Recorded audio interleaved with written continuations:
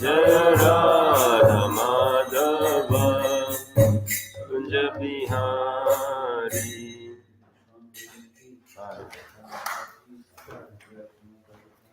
Yeah. Very good.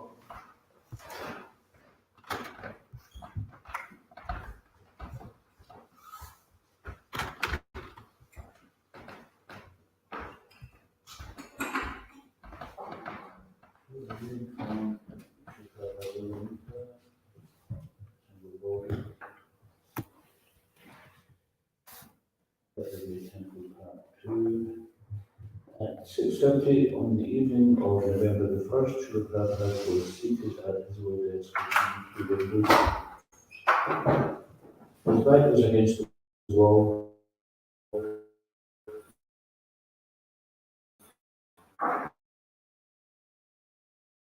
Mrs. N and the full room warm.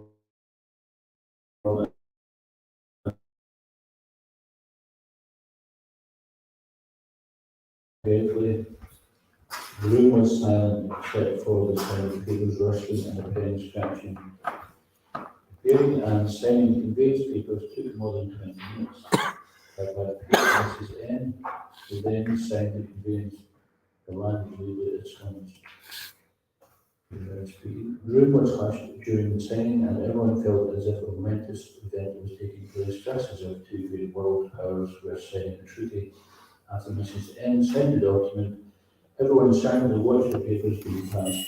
She started to cry. Among Krishna was going to ask her why she was crying, and Mrs. N replied that just that day Mr.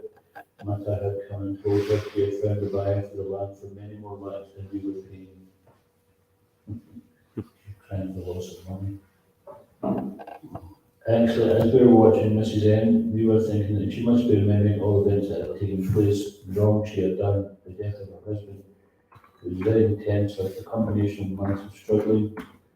So for Prabhupada, the devotees and Prabhupada's well-wishers, their dreams and desires and efforts over the past many years were being fulfilled. Srila Prabhupada asked that the devotees inform the newspapers, and he invited everyone into the hall outside the room for a feast. Mats were rolled out in two lines, and devotees brought leaf plates and placed them in front of everyone. The devotees began serving the various dishes to the two rows of seated guests. Prabhupada standing, "Now let us start," he said as he supervised the serving.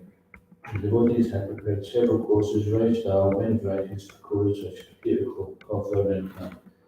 The sabji, papads, barfi, with cauliflower, sabji, laddus, cancan, and milk sweet, vermicelli, kheer, halva, and the lime drink.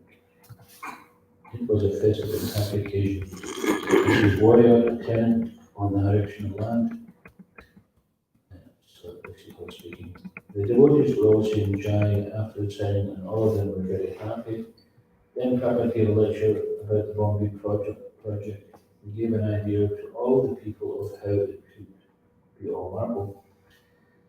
Some were asking how it would be possible for everything to be marble, and Prabhupada explained that it was possible and could be done. He was visualizing the project, and everyone was thrilled to hear the way he was describing it. It would be like one of the seven wonders of the world. Prabhupada would be attracted from all over. People would be attracted from all over to come and see it. It would be a landmark in Bombay. Prabhupada explained the whole project as if he saw it in his mind's eye. And he said that after it was constructed, there will be more than what we could visualize. It would be fantastic. After the late feast, when everyone had departed, Prabhupada would come to his room, leaning back at his desk, he exclaimed, "It was a good fight."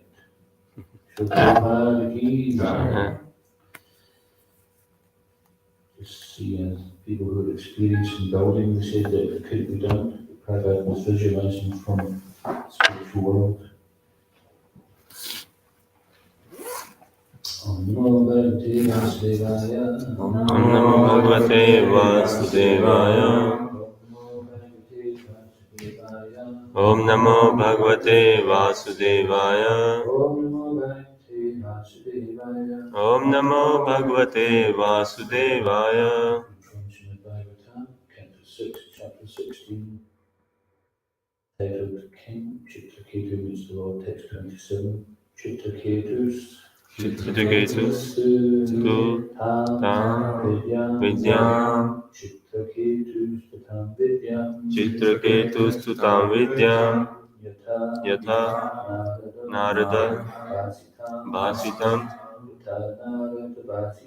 Yatha Narada Bhasitam Dharayam Asa Saptaham Dharayamasa Saptaham Abhaksham Susumahita Abhaksha Susumahita. Oh, this does not have a purport though. There's no purport to this text, please. Fasting and drinking water only, Chitraketu for 1 week, continuously chanting with great care and attention the mantra given by Narada Muni. Will be next verse. Tata Tata Sa Sapta Ratrante Vidyaya Dharamayana Vidadara Arpitiyam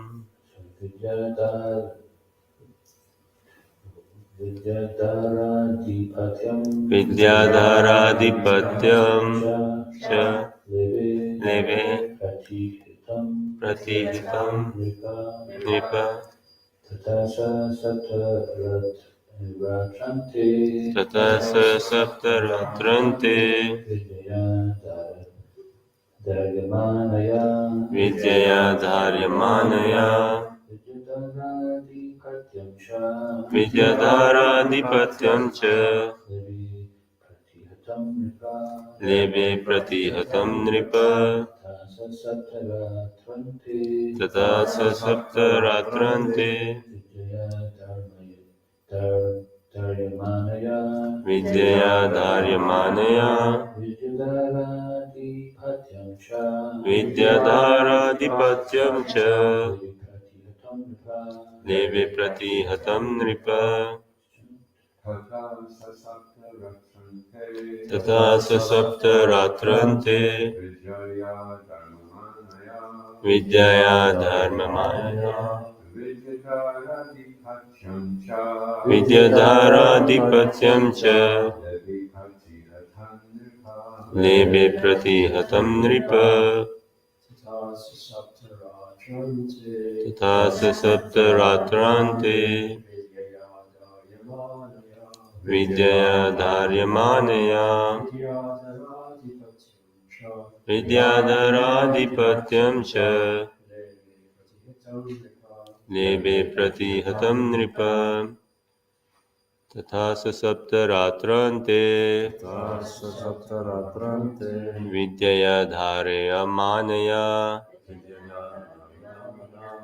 Vidyadharadipatyam Cha Vidyadharadipatyam Cha Leve Pratihatam Nipa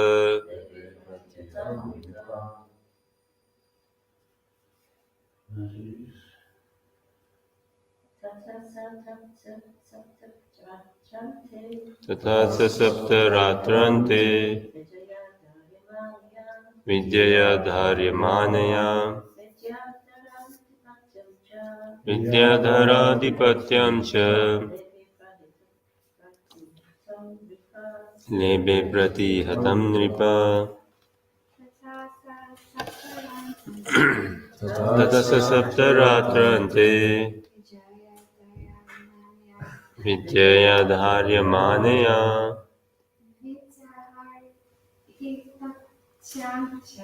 Vidyadharadipatyam Cha Lebe Pratihatam Nipa Tata from this Saptaratrante at the end of 7 nights by the prayers Dharyamanaya being carefully practiced Vidyadhara Adhipatyam mastership of the Vidyadharas as an intermediate result. Cha also Leve achieved. Apratihatam undeviated from the instructions of the spiritual master. undeviated from the instructions of the spiritual master. Nripa, O King Parikshit. Translation: O King Parikshit, after only 1 week of repeatedly practicing the mantra received from the spiritual master, Chitraketu achieved the rule of the planet of Vidyadharas, an immediate product of his spiritual advancement and knowledge. Repeat, O King Parikshit, O King Parikshit, after only 1 week of repeatedly practicing after only 1 week of repeatedly practicing the mantra received from the spiritual master, the mantra received from the spiritual master, Chitraketu achieved the rule Chitraketu achieved the rule of the planet of Vidyadharas, of the planet of the Vidyadharas as an intermediate product as an intermediate product of his spiritual advancement in knowledge. of his spiritual advancement in knowledge. If the devotee, after being initiated, adheres rigidly to the instructions of the spiritual master, he is naturally endowed with impure opulences of the Vidyadhara and and similar posts and byproducts. A devotee need not practice yoga, karma, or jnana to achieve a successful result. Devotion service alone is competent to award a devotee all material power. A devotee, pure devotee, however, is never attached to material power, although he gets it very easily without personal endeavour. Chitraketu received this side benefit of his devotion service, which he rigidly performed in accordance with the instructions of Nara. Om Gantananda Sham, Gantananda Chakshunu Kamina, Vimashidra Vimaha, Kamputi Vasaram, Kamamaya Devan, Akipa, Kamamande, Shivan Karam, Shri Krishna Chaitanya, Prabhupada, Shri Veda, Radha, Shri Hare Krishna, Hare Krishna, Krishna Krishna Hare Hare, Hare Rama Hare Rama, Rama Rama Hare Hare. Okay, Richard, after 1 week of repeatedly practicing the mantra received from the spiritual master, Chitraketu achieved the role of the planet of the Vidyadharas as an intermediate product of his spiritual advancement in knowledge.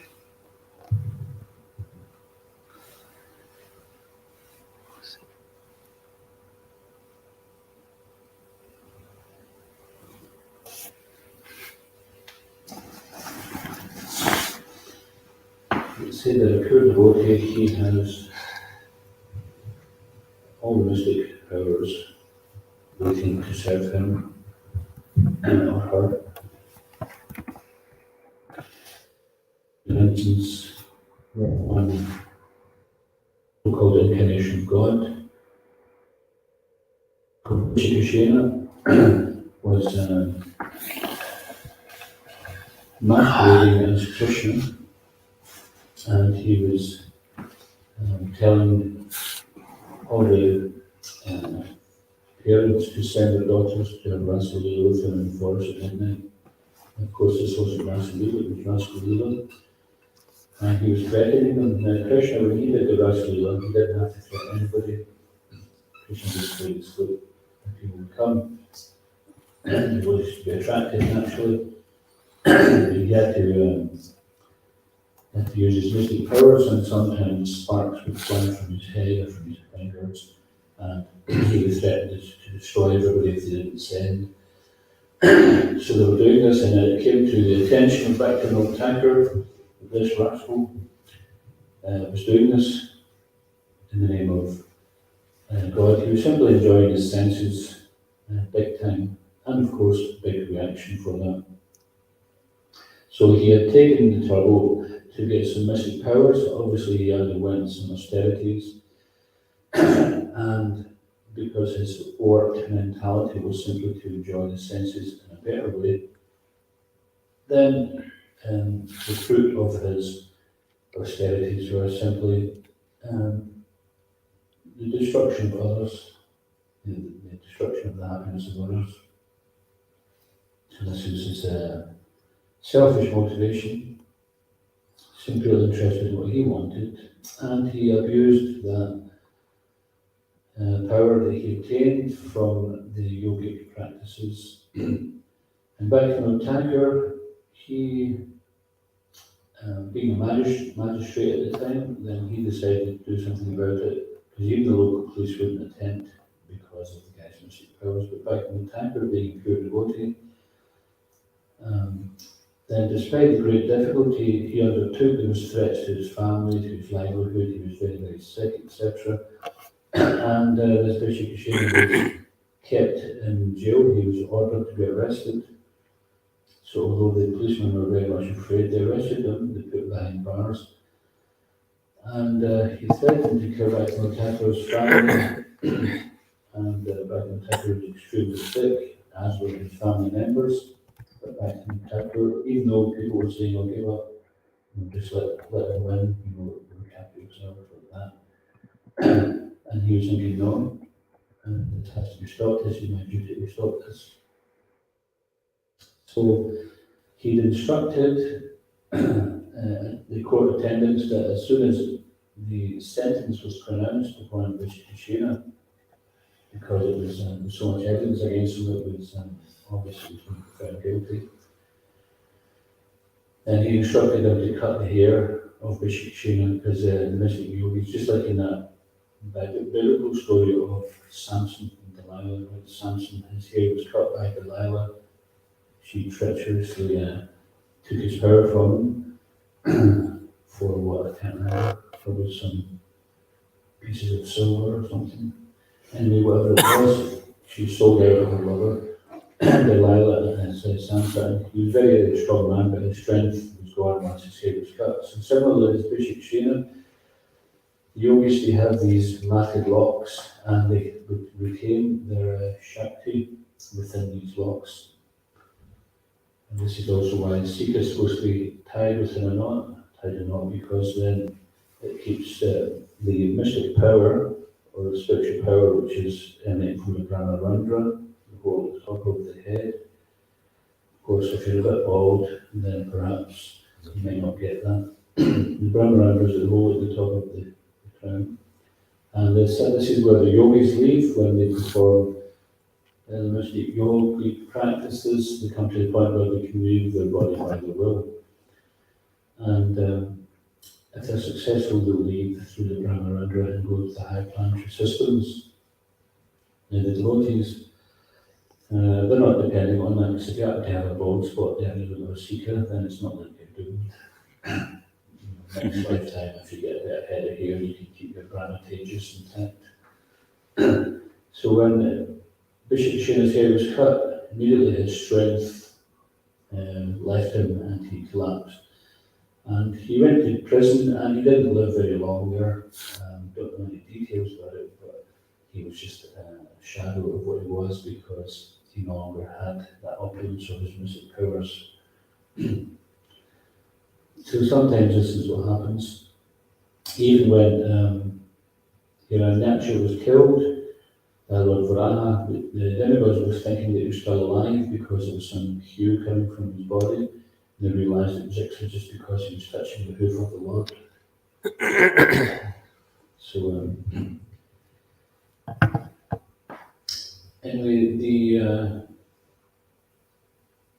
Anya realised the Sindhya Kimadina Vitama Kimu Anaku Krishna Nu Shilana Bhakti. So pure devotional service should be performed without any desire for any personal benefit, and should be done favourably for the pleasure of the Lord, without any desire for jnana, karma, or any yoga. So here, Prabhupada is explaining that a devotee need not practice yoga, karma, or jnana to achieve a successful result. So what's the results of any yoga? What do we get from the results of practicing yoga? That just means like better flexibility. Mystic powers. Mystic powers, yeah, yogic siddhis, anima siddhi. What's anima siddhi, anybody? Is it smaller than the smallest? Yeah, lahima siddhi, Bigger than the biggest? mahima siddhi. It's like You can become heavier than a planet, Yeah. you can become great. So many siddhis or perfections. Now these can become quite a distraction, but because we've heard, Srila Prabhupada has given us intelligence to understand that these, although they be very attractive, because we're already attracted by much less things as it is. But to speak of if someone gave us the, say a spiritual master or somebody would say, oh, look, I'll give you a Lima City or a Nima City, you become smaller and smallest. And what would the devotee think? Yeah, that's good. I become smaller and smallest, and I'll nip into this person's purse when they give me £1, and I'll just switch it for a £5. Because their mood is purely to engage people in devotion service. So, of course, I'm just joking here, but devotees are not attracted by these things. They might sound interesting, especially when we hear about them for the first time. We might think, well, that'd be great, to be able to make a planet, make my own planet. But it could be quite lonely there if nobody wants to join my new planet. And they're temporary and they're limited. Krishna is known as Yogeshwar, the master of all mystic powers. When he left Govardhan, it's described he didn't have to run off to the Himalayas for 40,000 years, come back, and then lift the Govardhan hill. Just immediately he did it. Didn't have to think, am I going to be able to manage this? He just did it. And then, of course, there was that story of a yogi who'd been up in the Himalayas for 40 years and he'd been performing such mystic feats and sort of austerities. And when he came back, he met someone from his village and he said, oh, you're back 40 years later. Yeah, so what have you been doing? I've been performing great austerities. And what can you do? Well, I can walk on water. And what will that achieve? It means I can get to the other side. So his friend who was speaking with, he was actually just a simple boatman, saying, well, for 40 paisa, I can row you to the other side. You spent 40 years, you can just spend 40 paisa. And paisa is like, so you get 1 rupee, is about 10p or something like that. And I think it's like 100 paisa to a rupee, is that right? Yeah. So it's like a very, very small fraction of a pound, or a fraction of a penny even. So for that few paisa, the person could have got to the other side of the river. So what was he looking for? It was subtle sex life. He was looking for some recognition, for achieving something. What was the value of his achievement? It was futile. Whereas devotees, they're not looking for fame, but it comes because Krishna is Bhagavan. He's shown all such opulences of which one is fame. So when people perform these mystic things, they're looking for some attention, some distinction, some adoration. And generally there's some kind of bogus philosophy goes on with it so they can exploit their followers for sense gratification. And then karma, we have the karma kanda section of the Vedas. So someone may, just like if you want to get a good job, then you have to stick in at school, do your homework, attend all the classes, be very attentive, take notes, etc., study, and then you get a job so you can have a good, comfortable life. So the karma kanda is basically like that. It's we pay attention to all the rituals and the sub-dharmic principles, or just typically materialistic dharmic principles. And in due course you can reap some temporary result, but then that runs out in due course as well. And then jnana, so people become interested in knowledge, but that can become a distraction too. So the prime example of that was when Krishna and Balaram, the cowherd boys, were hungry. They'd been playing and they were hungry, and they went to the Brahmins and asked them, can you feed us? And said, we're too busy worshipping Krishna. Off you go, run along. They couldn't recognize that Krishna was there in front of them. And they were too busy doing their puja and studying their shastras, etc. They couldn't see the Supreme Lord had come to fulfill their desires, to give them the fruit of all knowledge, devotion service. Well, they went to the wives of the Brahmins actually called the proud brands, right? They're described as the proud brands. And the pride was that they were blinded by the knowledge. So the actual fruit of knowledge should be humility and a good service attitude. But if our knowledge brings us to the point of we don't have a service attitude and we're trying to look better in front of others, then that so-called knowledge is just simply furthering ignorance. So although the gopis of Vrindavan were not considered to be erudite scholars, they had achieved the highest conclusions possible. And this is what we're following the line of them to become the dedicated, humble servant of the Lord, which is our inheritance. And the spiritual master is training us to do that. This is a very early instruction back in Gita 434, Tatadi, Pranipatena, Pariprashena, Sivayan, Padikshanti, Tedyanam, Gyanas, Tatvadarshana. Just try to learn the truth by approaching the spiritual master, inquire from him submissively and render service unto him. The self-realized soul can impart knowledge unto you because he has seen the truth. So you see the truth because he's in the cyclic succession, and we will see the truth when we connect with that cyclic succession through approaching the spiritual master in a state of mind, inquiring submissively, and then acting according to those instructions. The spiritual master is not just a badge, just like when we were in the Cub Scouts, you sometimes you get a little badge and you sew it on your sleeve, and then you aspire for the next level or the next set of skills. It's not just a badge that you get and you wear. In the spiritual master, we have to find out what his directions for us are and live our life and molded by those directions. And in this way, we are connected with the spiritual master. Connection is not simply just we sit down to a fire yoga, we get a funky name, and we get a new set of beats, a new set of neck beats, and then we joined the club.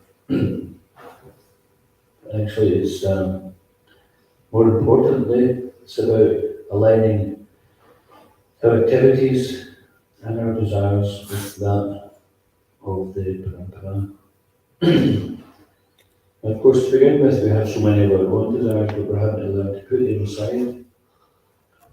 Now, it's not that we become desireless, we were talking about that recently, that the voidists and impersonalists, they attempt to become desireless because desire causes so much trouble. They have that introspection, understand that the desires are causing so much distraction for us, negate, naiti, na, iti, not this, not that. So the absolute truth. And the best thing we can come to is through some communication of all the personal aspects of all the things that cause trouble, and then simply what emerge as a form of relief. So this is called action and inaction. That's mentioned by the Gita. Krishna talks about action and action. So there is a so the inaction is to be impersonal, or to try to achieve that impersonal liberation. And that's a type of action because it is still maintaining an envy towards the Supreme Personality of Godhead. It's still maintaining it separate, that we don't accept that we are subordinate to Krishna. And this begins with accepting we're subordinate to the spiritual master, subordinate to so many people. Srimad explains that the devotee thinks everyone else is a devotee, but I'm not a devotee. So if everyone's thinking like that, then certainly we'll be happier devotees. But if we're thinking, I'm a devotee, you're not a devotee, you're not a good devotee, then that kind of pride stands in the way. And then we become blind to the path. So we have to inquire from the spiritual master and render service. So the kind of the services don't require, first of all. It's like that example Prabhupada gives that the spiritual master asks for a glass of water and you go away and come back with a glass of milk thinking, milk's better than water, so let me have a milk. But he may be having some problems with milk products, and that's why he's asking for water. He may not even want the water to drink. It may be wash his hands, and he's going to wash his hands in the milk. So we have to find out what does the spiritual master want, and then do that. And then our life will be successful.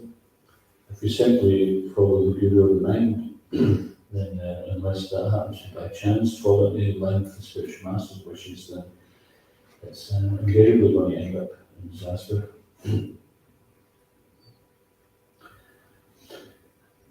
And why do we need a spiritual master? Here we're seeing that Chitraketu, when he got the mantra, what was the mantra he received? Long, wasn't it? It wasn't such a simple mantra, was it?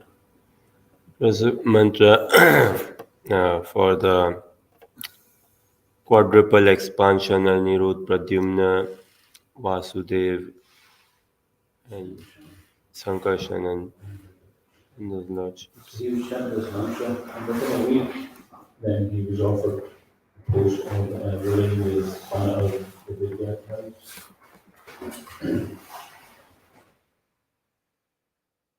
So of course we think, well, I've been chanting Hare Krishna for ages, and I'm talking about, with the holy jacket and the warm shoes and everything. I'm not the lord of any planet yet. But this Hare Krishna mantra is there simply to engage us in the Lord's devotion service. And this devotion service is more valuable than anything you can do in the world.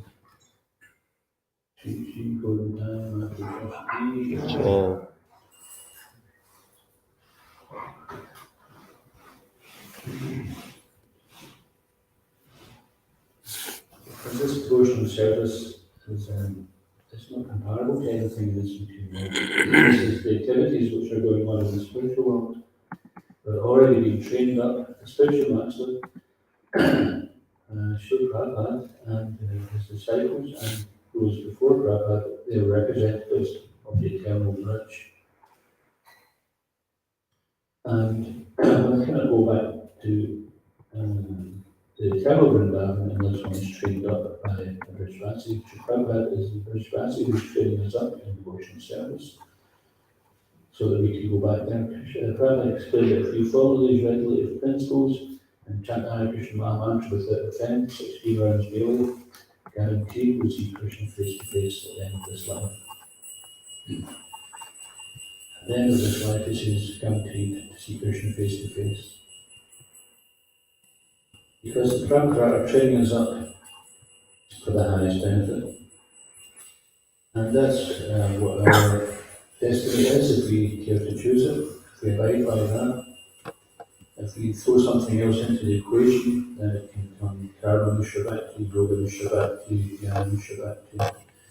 Mishra means mixed, so bhakti mixed with some desire for ourselves to gain something materially, intellectually, physically, subtly. But Anyavilasi Prasudham, to be free from the desire for personal gain. This is really what we've been trained up for, and that's quite difficult because we're so conditioned that whatever we do, whatever we say, we expect some result out of it.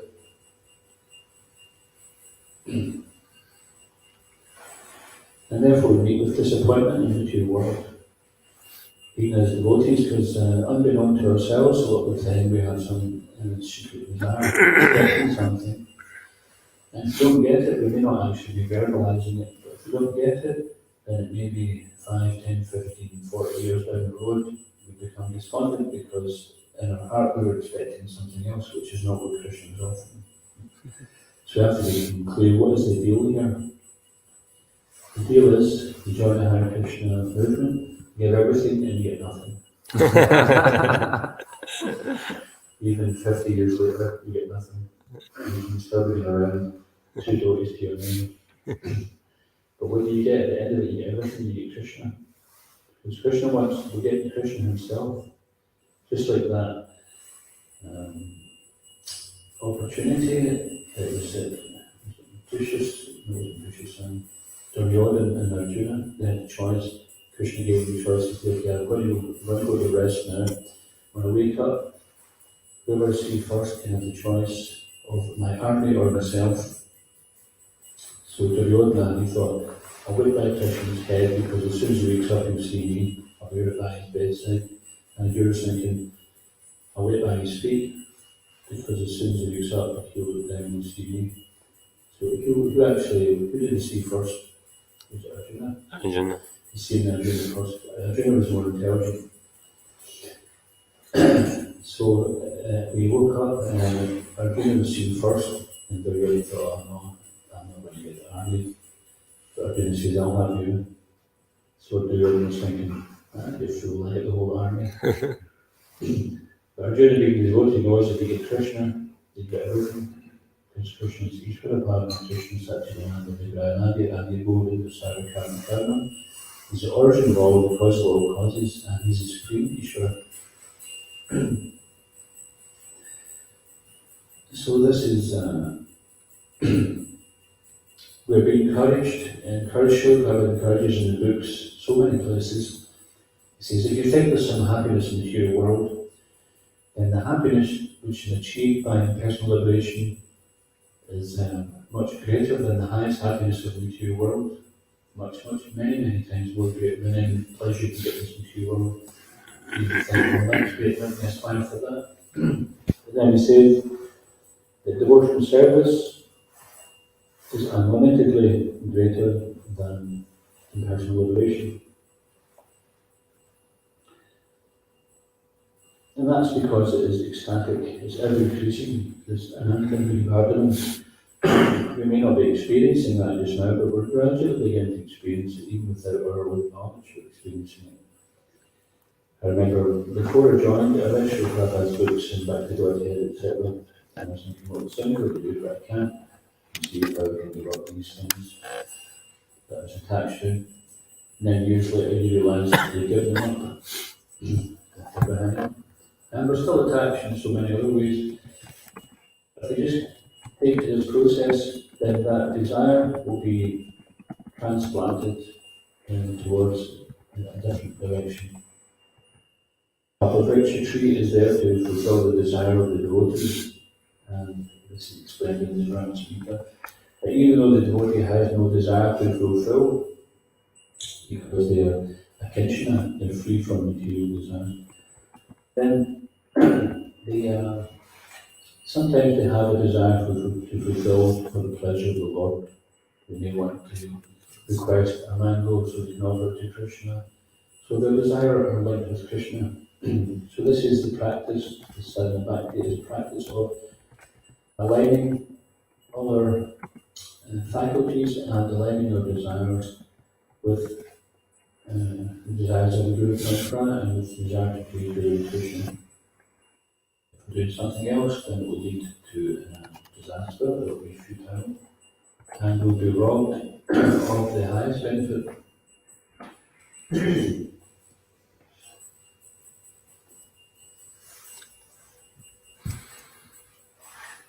And we see also with that example of the Rupa Maharaj, he wanted something great. He wanted his grandfather, his great grandfather was Lord Brahma. So he wanted a planet which was even better than Brahmaloka, the highest planet. And he was awarded it, Brahmaloka. But when he was awarded it, he said, oh, I don't want it any longer. I wanted some pieces of broken glass, but here's the price of this gem. There's no comparison. I don't want it. And he says, no, you can have it. So to Krishna, it's no big deal for him to give us a planet or a universe or whatever. We're just so tiny and small-minded that we think, we're doing great if we get a new car or a new laptop or a nice husband or a nice partner or a nice house or some kind of material facility. We think we're doing well. And of course, it's all relative, it's all comparative. We're doing well in comparison to what?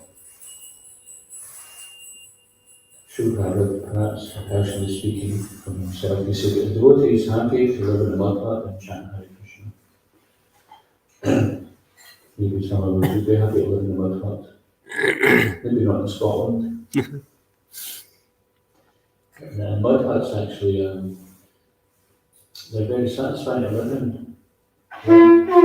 One time I was in Mayapur and I was invited to take prasad by Bhimo Prasad. And prasad was cooked on in a mud hut, a straw roof, mud floors, and an elevated seating area. And the stove itself was made out of mud, and they cooked on cow dung, and it was the best prasad I ever had. It's so satisfying. You think, well, I could go for a life like this. And probably say the devotees are satisfied to live like this, but if we have mud huts, who will come? So we have to have nice facilities to attract people. And just like Srila Prabhupada was building Bombay Temple and the Vrindavan Temple, Mayapur Temple, and then he wanted nice facilities for the Westerners because it would tourist for them. He could see when they were having that legal battle for Bombay, the austerities that was were undergoing. They were getting eaten alive by the mosquitoes, the snakes in the ground, etc., and rats. It was too difficult for them. And Prabhupada wasn't complaining. Even Prabhupada, when they built Mayapur Temple, he still lived in the mud hut. And he was happy to do that. But so we should also, this is just to help us realise that what we're doing, the opulences which come our way are to be used in Christian service to the glorification of Krishna and to serve those who are coming to Krishna, and so that they are not feeling somewhat indisposed or inconvenienced. So it's easier for them. They say in the higher planetary systems, Krishna consciousness is not easy because the enjoying spirit is so high, and long lifespan comparatively, and real high level of enjoyment you can't imagine. So if I would say, if we see the damsels, of course this is the men or whatever, if we see the inhabitants of the high planetary systems, they're so beautiful, immediately we fall down. So beautiful. But their beauty is not in comparison to the beauty of the residents of the spiritual world. So much enjoyment there that it's so difficult to become Krishna conscious. And in the hellish planets, in the lower planet systems, the suffering is so much that simply people are just looking for relief. They can't be practicing Krishna consciousness. So we have to be rightly situated so that we can practice our Krishna consciousness. Some people it's better in the temple, some people it's better outside the temple. Some people can manage a degree of devotional service, some cannot. So we have to do what is right for our devotional service, and that is ordained by the blessings of the spiritual master. And in this way we can be guided away from the entrapment of Yoga Vishvabhakti, Karma Vishvabhakti, Jnana Vishvabhakti. Otherwise, if we go it alone, then we're taking a different risk. But the devotee never wants for anything because whatever facility they have, they're going to use that in Christian service. And even if they have no facility, like Sri Prabhupada, he was preaching to the four walls because nobody was coming in the beginning. And even when his typewriter was stolen and his manuscript was stolen, then he continued with his mission. So with or without facility, these devotees, they take this as an opportunity to practice devotion service in any case. So he received the mantra from the spiritual master. This is an important point here. Just like Guru Maharaj, he was in his austerities, he was causing so much havoc in the universe. But then when he got a spiritual master, he got the mantra on the mobile Vasudevaya. Then it became ordained, became authorized. And this is the first question the Lord asked Narada Muni is, who's his spiritual master? And he's my disciple, okay, then I'll come and see him. So this benediction that Chitraketu got was simply a byproduct. So when byproducts come, then we have to be careful not to become distracted by them, just like the mark who said that you've been through so many difficulties here, and will you be able to tolerate success when that comes? So this is something which we have to be careful of, that sometimes people, when they become successful, they can become intoxicated by that. And everyone's saying, oh, you're such a nice kirtan leader, nice speaker, nice dancer, nice writer, this, that, or the next thing. We have to be careful not to give the credit to ourselves. There's an offence called Maryada Vyatikrama. It means to not give the credit to where it's due. If the credit is due to the mercy of the spiritual master, we take it for ourselves, then it becomes an offence.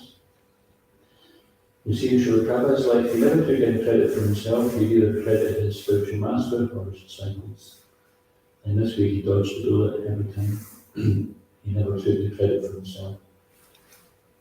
Occasionally, sometimes he'd say things just for the instruction of the devotees, so they didn't take it cheaply. But he would take the credit and give it to his disciples without them, he'd say, I would be able to do anything. And when he glorified him, he said, it took me to the fag end of my life to do anything. He was never like, yes, just see how great I am. Of course, when he did take credit, it was to glorify the Guru Parampara, or the process of devotion service. So, for example, when the reporter asked him, this Guru, this Swami, this Yogi, he's doing this mystic feat or this miracle, what's the miracle? And he said, these are my miracles. Previously they were eating meat, intoxication, aesthetics, gambling, they were not doing any of these things. This is my miracle. So Prabhupada is not taking it as a personal, although it is due to him personally, but he's not taking it. He's basically glorifying Krishna, the Prana process. But Bhaktivinoda Thakur says that you can tell the potency of a Vaishnava by how many people he converts to Vaishnavism. So just see, he had the potency not just to rubber stamp on his devotees, not that he just got lots of people who stick on the dhoti and put on the tail, but he got to give up a completely different way of life and take to another way of life which was diametrically opposed. And not only that, but to be also David, to also get other people to give up that way of life. So such is the potency. And when we align ourselves with that alignment, then we can also, Prabhupada says that whatever we've learned, we don't have to be a great scholar. If we are, we can use that Krishna service, that's great. But we simply preach from our level of realization. Whatever we've learned in Krishna consciousness, to share that with others. That is realistic preaching. And people will be able to relate to that. So this is the main thing, is how to make the Krishna consciousness available to others, how to make it relevant to them, relatable to them. And this should be the goal of our reading. When we're reading the books, how can we understand for our better personal understanding, and how can we understand so that we can get other people to understand. So in this way, if someone asks us to give class, or we have to go preach and program, or go on the street in the books and preach to people, then we've been sharpening our sword to cut away the ignorance, the binds the living entities, and our own. So I'll just stop here if anyone's got any comments or questions. Yeah, you were saying the dealers, and we give everything and we get nothing.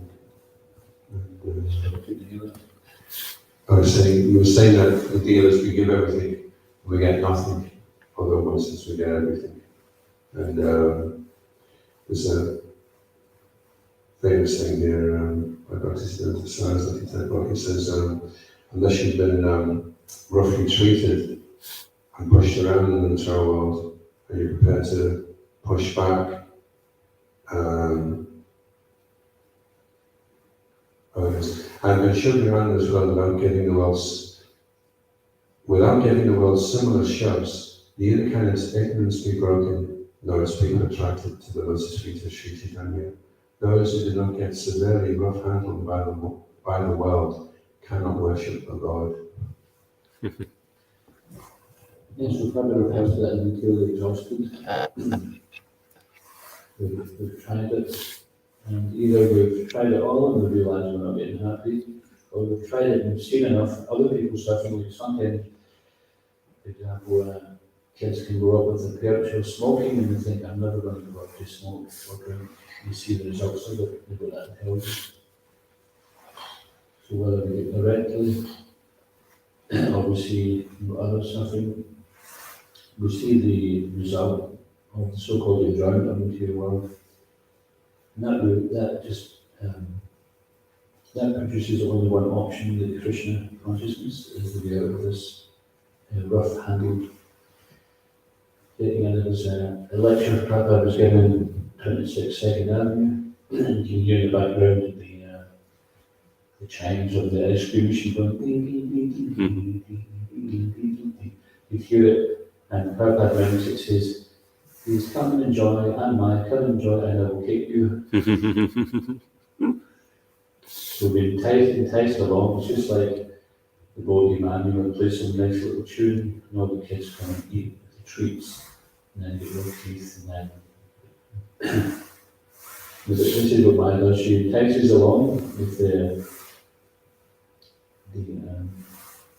prospect that we're going to be learning, simply a prospect, but the prospect never actually fructifies. We're thinking, oh, you didn't quite get it there, but you get it next time. But nearly there. Exactly like the carrot on the stick, which is in front of the donkey, so you can one more step, run faster, I'll get it a bit quicker.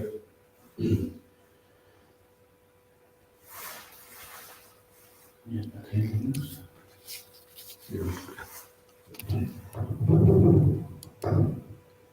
Thank you, Prabhu. So you said how to come up with this realization for sure that every other devotee is a better devotee than myself. I've heard it in classes, Prabhupada and all, but how do I come to this consciousness? Yeah, it's quite simple really to appreciate.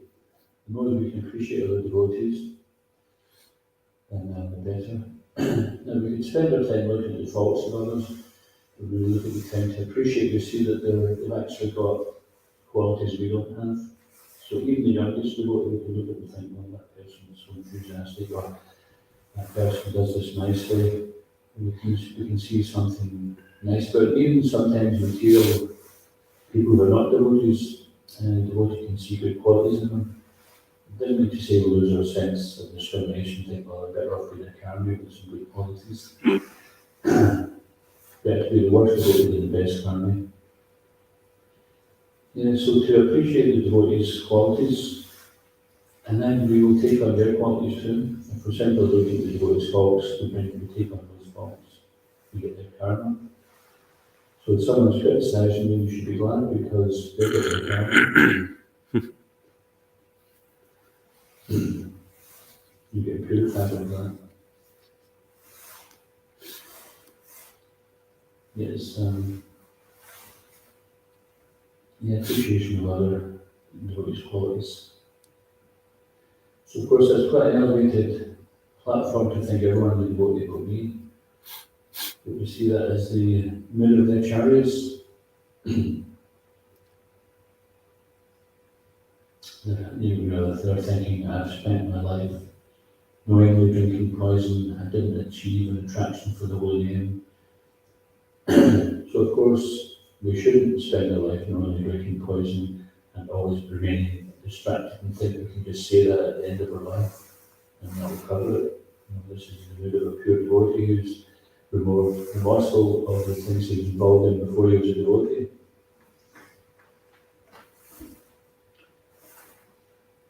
Well, that's one understanding of it anyway, if anyone can add into it, then.